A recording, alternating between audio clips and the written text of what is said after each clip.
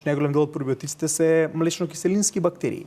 Може да користиме јогурт збогатен со пробиотици, кој што е една модерна, да речам, и доста експлоатирана тема во моментов. Во превенцијата и тоа би ни помогнало. Во смисла на превенција и тоа е во секојдневниот живот важно. Меѓутоа, кога ќе настапи проблем со диареја, или кога знаеме дека ќе примеме антибиотици, или кога знаеме дека одиме на патување и ќе промениме вода пред се, па и храна, тогаш знаеме дека треба да користиме фармацевтска форма, која што е контролирана, има точна количина на пробиотици. И тоа колку, како и кога да се користи, така? И се знае кој период треба да се користи. Ако сакаме ефект од пробиотиците, нас ни треба внес дневен, посериозен зборувам ефект, терапевтски, ни треба внес дневен од 2 билиони па до 10 билиони нагоре.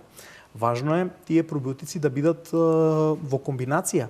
Веќе помина времето на еднотипните пробиотици. Сега е корисно да имаме најмалце 2-3 типа, 2 соја на пробиотици. Обично одиме со млечно-киселински лактобацилуси, заедно со бифидобактериум или со бацилус субтилис, или во комбинација со пробиотски гави, сахаромицес буларди и така натака, кој што е доста популарен и практичен во одредени ситуации, се со цел да можеме да влијаеме на различни типови на проблеми. Дел од овие пробиотици и самите подпомагаат антибиотската терапија со конкретно бактерицидно дејство, не само што се надпреваруваат со, да речам, за храна, со борбата што ја водат, така. Борбата што ја водат, тоа е буквално борба за храна во организмот, па така ги истиснуваат. Затоа ни треба количина да ги истиснат по физички пат, туку и директно дејствуваат на уништување на патогените бактерии. Така да важно е да имаме комбиниран пробиотик пред се.